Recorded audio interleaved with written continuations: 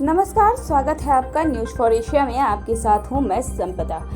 पश्चिम बंगाल विधानसभा चुनाव के बीच सियासी घमासान और कोरोना महामारी के बढ़ते प्रकोप के बीच बंगाल के सीएम ममता बनर्जी ने कोरोना की दूसरी लहर के लिए एक बार फिर से पीएम मोदी पर हमला बोलते हुए उन्हें ही कोरोना के दूसरे लहर का कारण बताया है।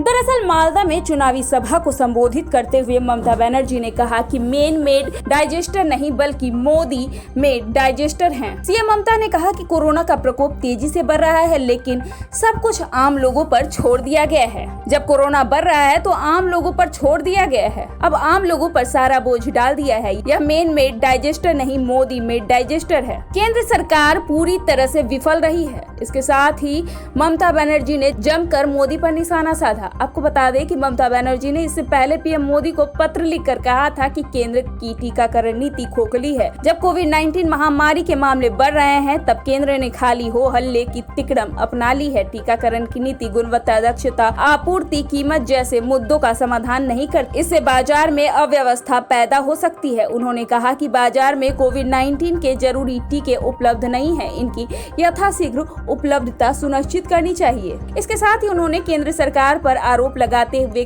चिट्ठी में लिखा कि जब अब कोरोना की दूसरी लहर में संक्रमण के मामले लगातार बढ़ रहे हैं तो देश को वैक्सीन की जरूरत है। केंद्र सरकार ने बड़े ही चतुराई से इस जिम्मेदारी से अपना पल्ला झाड़ लिया है। केंद्र की नई वैक्सीन पॉलिसी में कई सारी खामियां हैं। इसमें वैक्सीन निर्माताओं द्वारा वैक्सीन की सप्लाई सुनिश्चित तरीके से कैसे हो, इसके बारे में क्लियर नहीं किया गया है। इसके अलावा वैक्सीन के दाम भी तय नहीं किए गए हैं। इसके साथ ही मालदा में चुनावी सभा को संबोधित करते हुए सीएम ममता बनर्जी ने लगातार केंद्र की मोदी सरकार पर बढ़ते कोरोना मामले व दूसरी लहर को लेकर मोदी सरकार पर निशाना साधा। এতদিন পর্যন্ত কাউকে করোনার ইনজেকশন দিল না। যখন করোনা বাড়তে শুরু করলো আমাদের ওষুধ কিনতে দিচ্ছিল না, পারমিশন দিচ্ছিল না, ইনজেকশন কিনতে দিচ্ছিল না। এবার কি করেছে? আমরা তো পারমিশন না দিলে করতে পারছিলাম না, কালকে বলে দিলে কি হবে? এক দেশের 64% ওষুধ বাইরে দিয়ে দিয়েছে, বিদেশগুলোকে দিয়ে দিয়েছে, পাঠিয়ে দিয়েছে। আমাদের দেশে ওষুধ নেই, যা আছে খুব কম। ঘর জ্বালানো পর ভুলানো। আগে তুমি দেশকে ওষুধটা দাও, তারপর তুমি বাইরে পাঠাও। বাইরে পাঠাতে তো বারণ করেনি, সব বাইরে দিয়ে দিয়েছে। নেতা হবে আর গ্রামের মানুষগুলো কোভিড হয়ে মরবে, ওষুধ পাবে না, ইঞ্জেকশন পাবে না গ্রাম শহরের মানুষ। এই হচ্ছে নরেন্দ্র মোদী। আমি আজকে আবার গিয়ে চিঠি লিখবো যে ওষুধ অ্যাভেলেবেল করো বাজারে।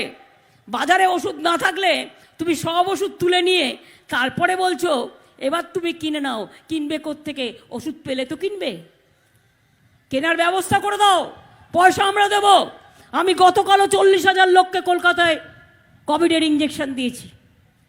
প্রতিদিন গড়ে আমরা 20-30 দিচ্ছি এবং ওষুধটা পেয়ে গেলে আমরা সবাইকে দেব। চিন্তা করবেন না মা বোনেরা, ভালো থাকবেন, সুস্থ থাকবেন। আমি এইটুকু প্রার্থনা করি। আমি মা অন্নপূর্ণার কাছে প্রার্থনা করি, দাঙ্গা নয় মা, শান্তি দাও।